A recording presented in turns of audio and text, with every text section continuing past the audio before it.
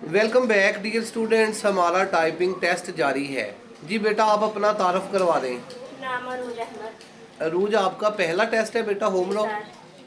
अच्छा बेटा, आपसे एक क्वेश्चन भी पूछना है। आप हमें ये बताएं कि इन पेज को किस कंपनी ने बनाया है। कॉन्सेप्ट सॉफ्टवेयर सॉफ्टवेयर 94 में। यस जी, शाबाश, ठीक है बेटा, आप टाइप करना शुरू करें।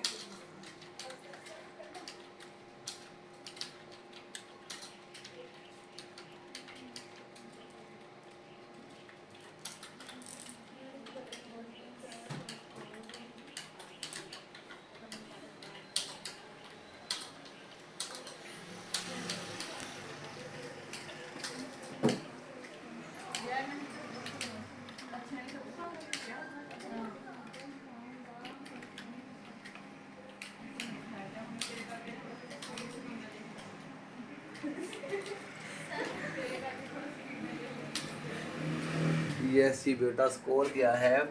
47। यस बेटा, 47 आपका स्कोर है। 50 से कम, 40 से ज़्यादा। तो इस हिसाब से आपको 25 में से 20 नंबर दिया जाए। ठीक है जी, शाबाश, थैंक यू।